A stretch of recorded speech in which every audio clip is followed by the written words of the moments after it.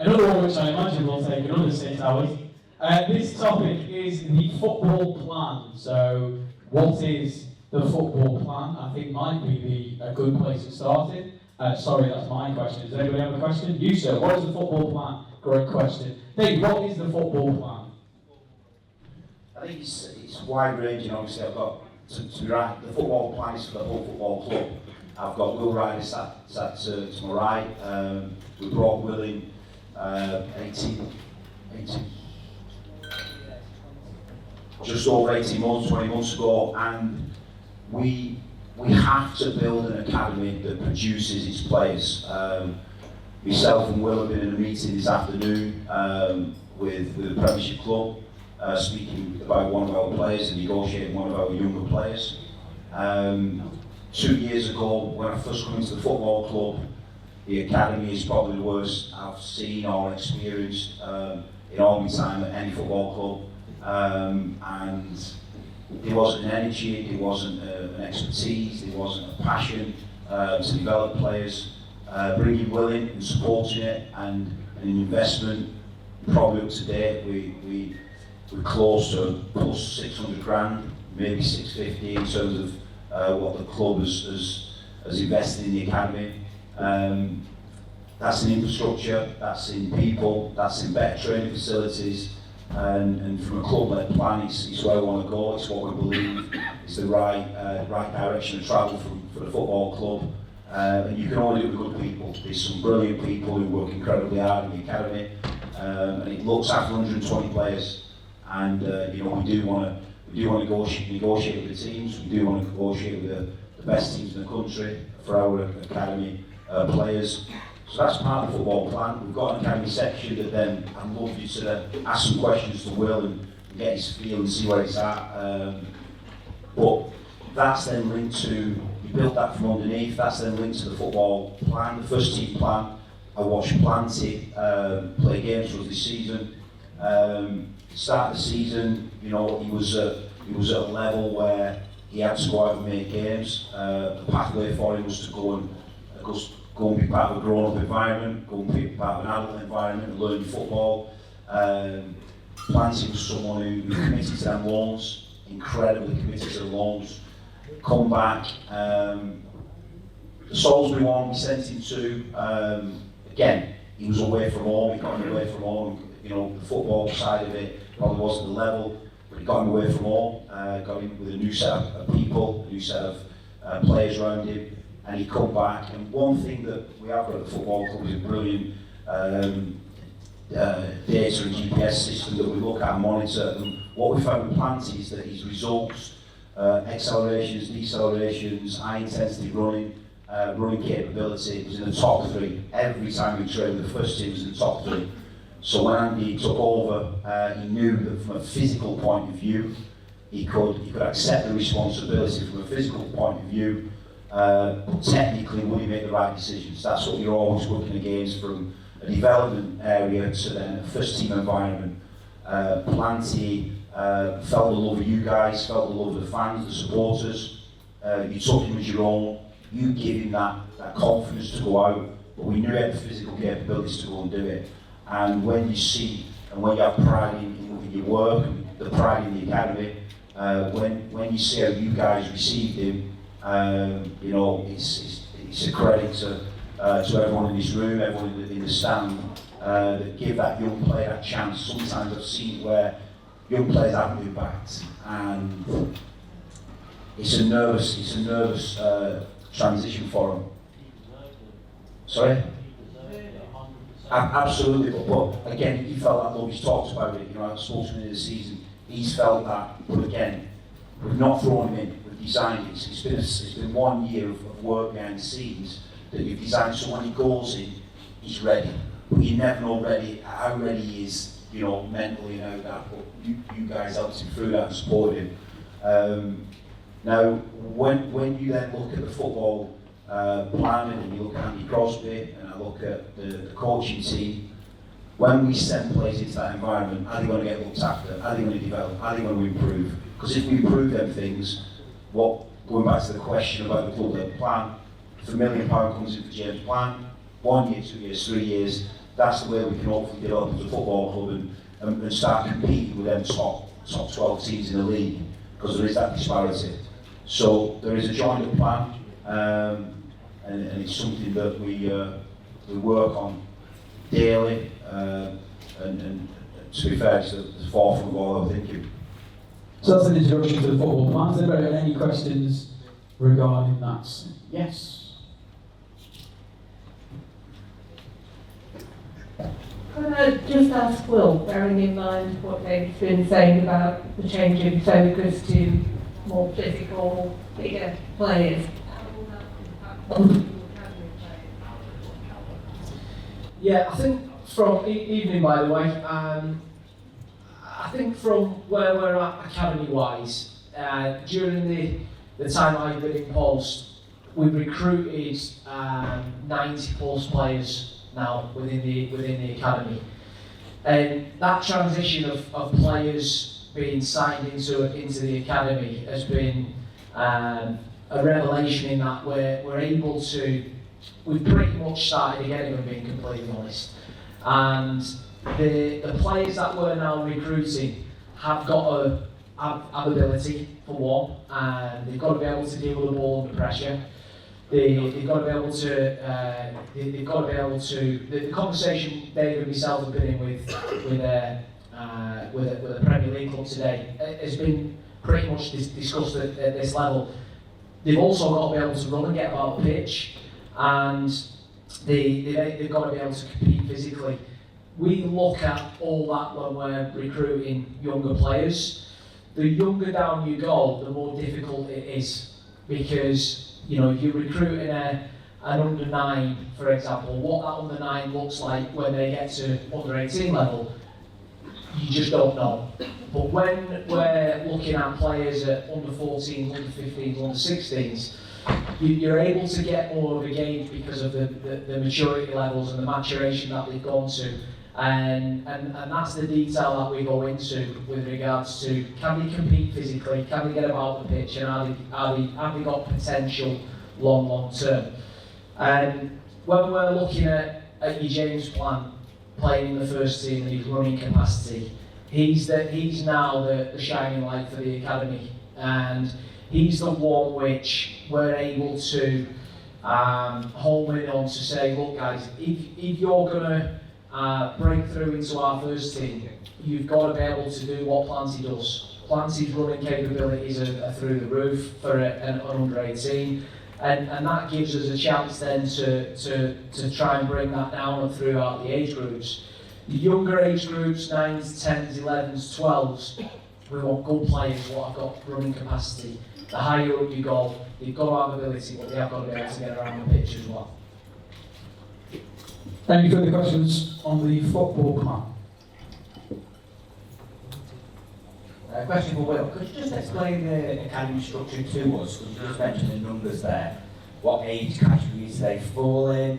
And you spoke about as young as number 9, is under 9s. Do they progress through the club to higher levels, or there's a well-known phrase in football, slipping through the net and not many people make it? Do they actually stay with the club for long periods? So are under 18s, under 20s, have they been here a long time, or is it quite a fresh journey, regular? Just explain it to us. Yeah, so we have an under 9s age group right the way through to under 18s.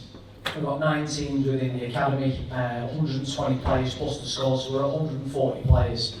And the turnover that we've had with regards to the amount of players that we've recruited, we at under 16s now what are going into scholars. 4 of those boys have been here for a longer period of time, under 9s and under 10s. They come all the way through.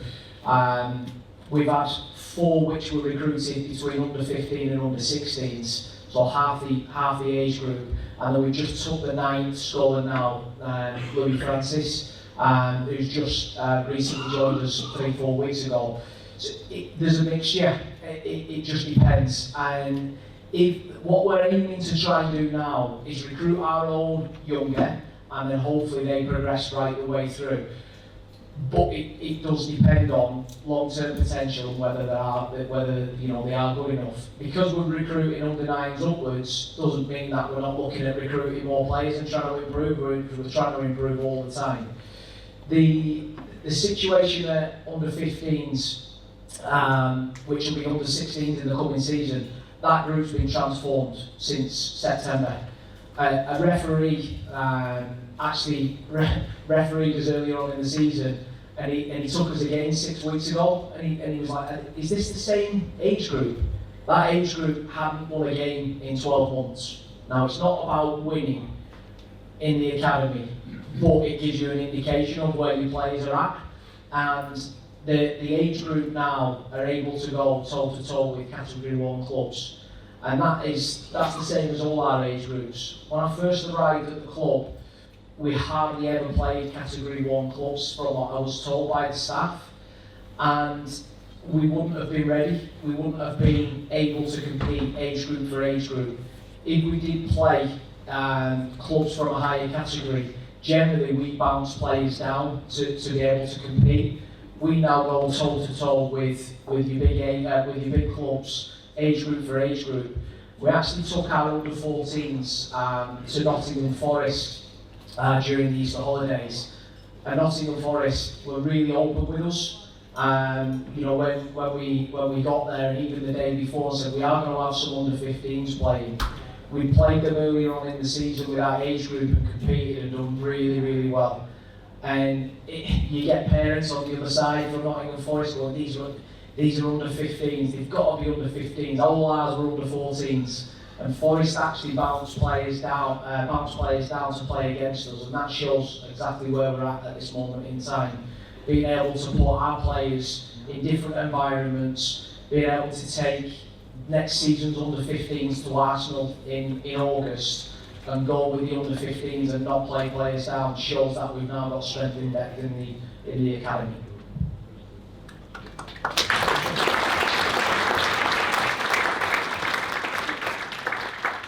Just to add to that, the way that the academy system's been built is you've got your Cat 1 teams, so your Premier League teams, you've got your Cat 1 teams. They are always looking, they're always scouting the Cat 3, Cat 4s, which we're a Cat 3. So they're always looking. So you might have a 14-year-old that we believe might be a small number 10, brilliant technician. We could sell him at that age group, a 14-year-old. What you then do is you link in. He might not be able to progress to the first team because of his size or his physical capabilities, but at Cat 1 level, he'll probably get longer in the system, got a chance to operate, so he's 21-year-old. So he's someone that you might go and then sell, but what you get then, if he goes and bounces into a first team environment or a Premiership environment, you might get a sell later down the line. When he signs a pro, if he gets the England setup, the first team setup, and these are some big numbers.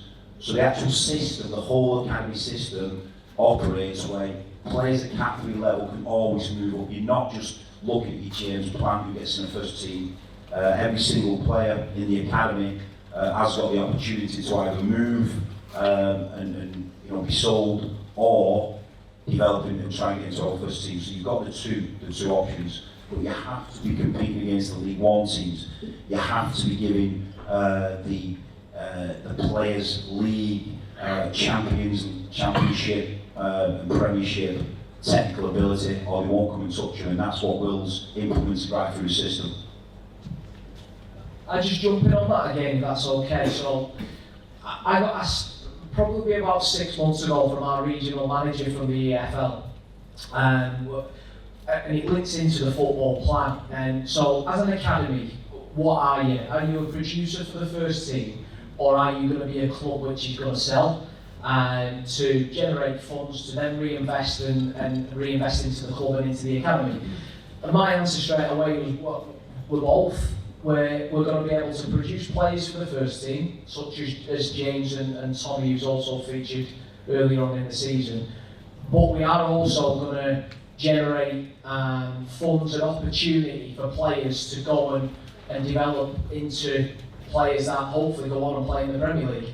That's my vision in that, and the club vision in that. We've got to be both. We've got to produce players for the first team, and we've also got to produce players that other clubs want to come in and buy. And that is where we are in the current market. That is where we've got to protect the club moving forwards, like Dave says, with regards to future sell-ons, first team appearances, and we have also then got to continue to build the football plan with making sure that we produce players for us, but making sure that we produce players that others are going to want to come and get as well. And making sure that when we're having those discussions, we're getting the best part of the deal for Port Vale. Hi. Mike. When I came here tonight, I expected maybe under the heading football plan to see a set of aims and objectives, measurables, targets, so that within 5 years we will have achieved this, and this is how we will do it. Does such a written plan and articulated plan exist? Yes, it does.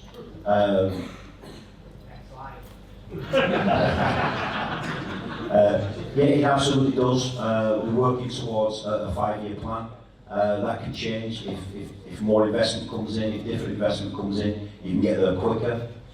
We have got plans to, we're working currently with the council to develop a training ground at the back of the football club. So we're producing our own players where Will's 18s will work from. There is plans to develop a 21s team again in the future, and we know that if we can get this right and we can develop players from the academy, develop players in the first team, and generate our own income, then that'll help us drive towards that middle of the table, towards that top 7 spot, that top bit of the league that we want to get to,